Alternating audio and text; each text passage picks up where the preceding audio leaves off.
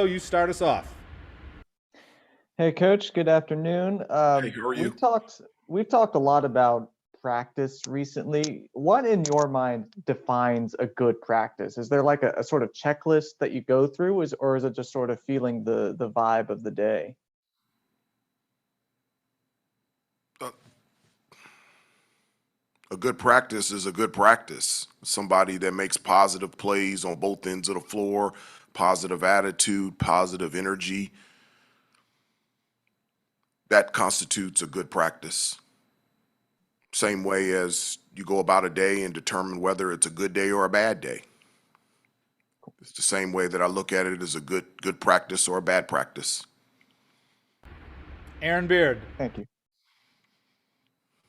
Hey, Hubert. I wanted to ask you about Caleb and RJ's outside shooting. The numbers obviously going up in particular from 3-point range, but even in their field goal percentage. I know a lot of that is their work on their shot. I'm curious, you know a little bit about shooting, how you and your staff sort of approached maybe helping guys improve their efficiency with their jump shot. Well, I think, when you look at someone shooting, and I think there's a number of things that you look at. I think one of the things is you look at mechanics, and RJ and Caleb have great command, great fundamentals out there on the floor. And so, in terms of their shooting from a mechanical standpoint, they have great mechanics. I think you also look at how much time do you put in to become the best shooter that you can become, because it takes practice. And RJ and Caleb check that box in terms of how hard they work on their shot, whether it's before and after practice, late nights, early mornings, they put in the time. And then the last piece is shot selection, taking good shots. It doesn't really matter if you have great mechanics. It doesn't matter if you put in the time, the extra time before and after practice, if you go in a game and you take difficult and bad shots. And so I think the reason why Caleb and RJ have shot the ball so well is because they've checked those three boxes. They have great mechanics, they work on their shot all the time, and they take good shots in the game. Thank you.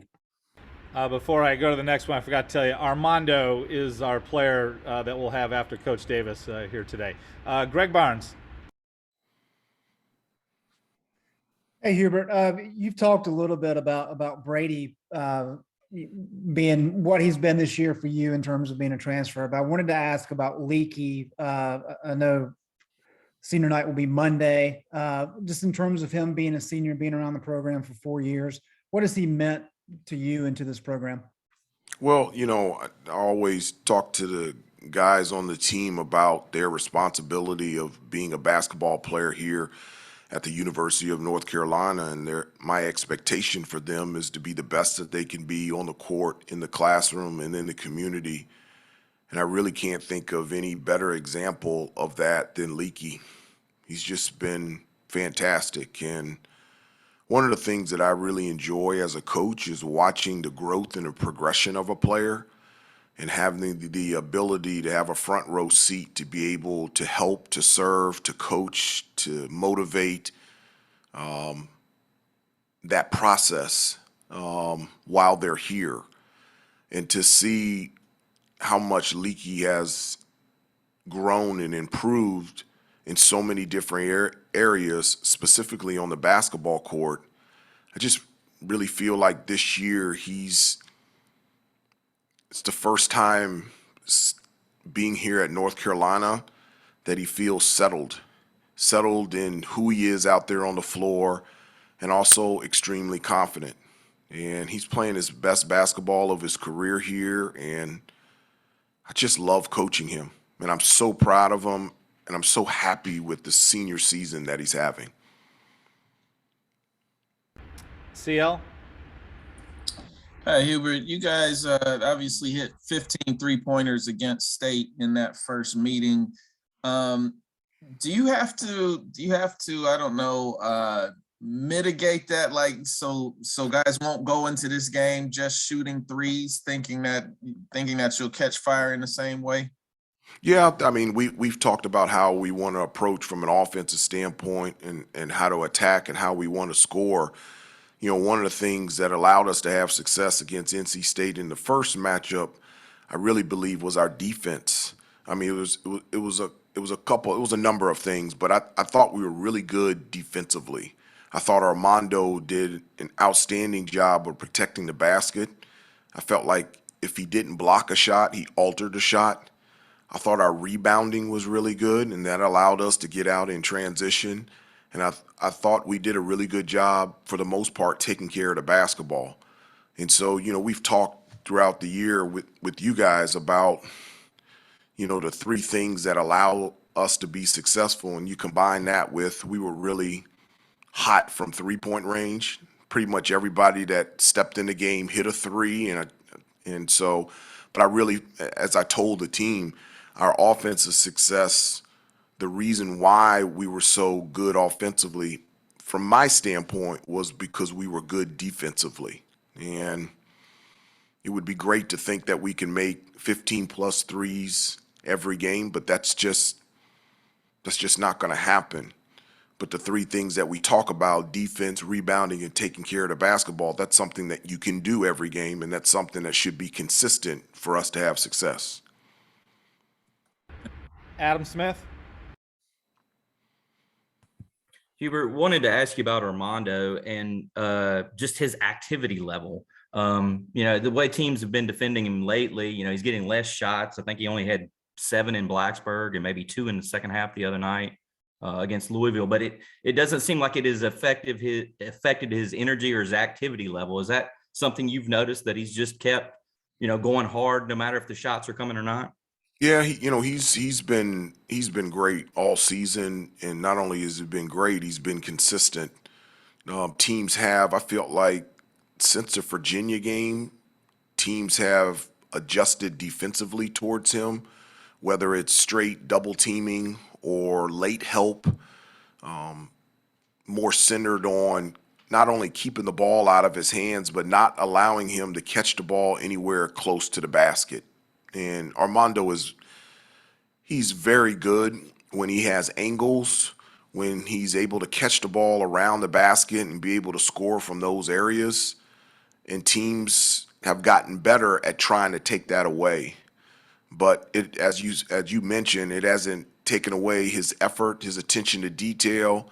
It hasn't taken away the way that he has rebounded the basketball and his timely shots. Like his presence, even if he doesn't shoot, even if he doesn't score, it makes us better on the offensive end. With the last game against Louisville, and you had RJ drive, like Armando's presence makes RJ and Caleb better, makes Leaky better, makes Brady better. And so we really want to get the ball down to him, because I feel like he can score at will. And statistically, I think he's second in the ACC in terms of field goal percentage. So from an offensive standpoint, we really want to get him the ball all the time. Andrew Jones. Hey, Coach, a lot of coaches believe that teams never stop growing. Right up to their last game, they grow and develop. With 3 games left in the regular season before you guys go up to Brooklyn, what is an area that you see that your team still needs to grow in or become more consistent at? And do you think they're close in achieving that? Well, I do believe that, you always have an opportunity to get better. And I tell the guys, you can never stop improving until you retire from basketball. So in large part, in the same way for a team, growth can continue to happen as long as you're still in season. And I really believe that we have room to grow. I think, for us, I'd like us to continue to grow defensively. I'd like us to continue to grow in terms of taking care of the basketball. I like us to continue to grow to understanding more and more between what's a good shot and what's a bad shot. I think we can continue to grow in terms of our attention to detail and our energy and our effort and our toughness, so that we don't have one of those off nights, off games that we've had at times throughout the season. If I could ask a quick follow-up, what's one of those areas do you think you guys are closer at achieving? I think we're closer at all of them. I think we get better at that every day. I do.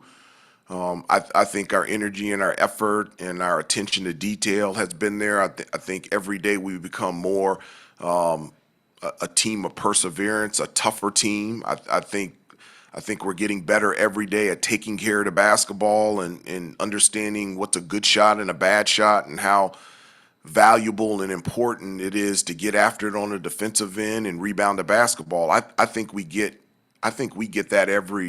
get better at that every day. As a coach, my goal or my hope, not my goal, my hope is that that in each one of those areas, yes, there's improvement, but that we can be at our best in those areas. So at the end of the day, we can say that we maxed out our potential defensively, rebounding, taking care of the basketball, taking good shots, bad shots, and our energy, effort, and toughness, and our will and a want to. Thank you. Time for a few more questions. Chris Lee. Hey, good afternoon, Coach. I wanted to ask you, since we're coming up on the end of the regular season, it's kind of a reflective question, but the impact of BDOT as a host for the season, what has been the impact in your eyes and how he's brought some energy and made home court something special and loud for you guys and an advantage for you guys throughout the season?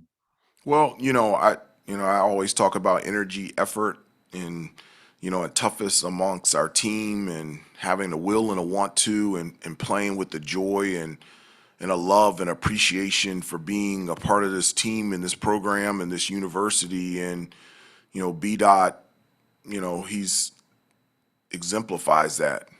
His love for this school, for this program, for the fans, his excitement for this program, for our players, for this university, is infectious, and it's great to have his energy at the game. And not only BDOT, I really want to take time to just say thank you to all the fans and also specifically the student section. They have been unbelievable. Our home court advantage has been a home court advantage because of our fans and because of our student section. They show up every day, whether it's a 7 o'clock, 8 o'clock, 9 o'clock game in the middle of the afternoon. And I can't put into words how much it's been an encouragement to me, encouragement to our team, to have such great support amongst our fans and the student section every day at the game. And so you combine that with the enthusiasm of BDOT, and it's a place of confidence. It's a place of refuge.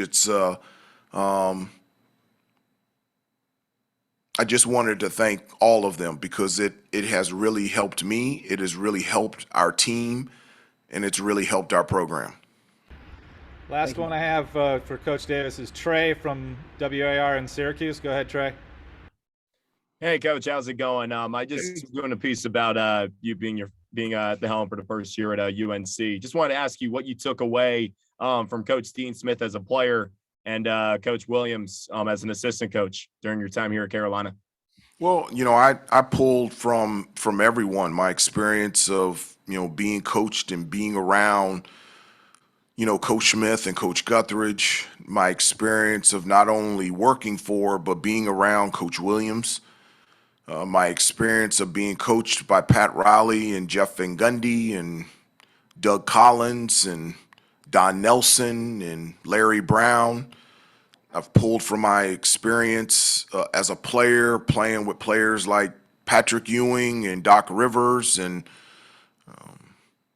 Dirk Nowitzki and Steve Nash. And so in my experiences of playing with Michael, the 2 years with the Washington Wizards. So I've been very blessed to have the opportunity to be around not only great basketball people, but just great people in general, and that have given me a number of unbelievable great experiences and knowledge that I can pull from here in my role as the head coach at the University of North Carolina. Just a quick follow-up real quick, Coach. Is it more meaningful to you to take over this program knowing you played here? And if yes, how so? Well, I think it means something. You know, I've said that this isn't a job for me. This is missionary work. It's a position and an act of service. My job every day is to help, to serve, to coach, to encourage, to get on these kids and to help them become the best that they can be here on the court, in the classroom, in the community, and their goals of being the best that they want to here, and their goals of having a chance to play professionally in the NBA are my same goals. And to do it at a place that I've always loved my entire life, a place that everything significant in my life has happened here, it's special. And to be able to come back, my words would be echoed by the rest of the coaching staff. I mean, you have every one of the assistants have gone to school here, they've played here, and the reason why we all came back is to give back everything that Coach Smith and Coach Guthridge gave to us and everything that Coach Williams gave to his players the 18 years he was here as well. Thanks so much, Coach. Best of luck against State. Thank you, Okay, thank Coach you. Davis. Thank you. Here's Armondo. We'll get Armondo in there.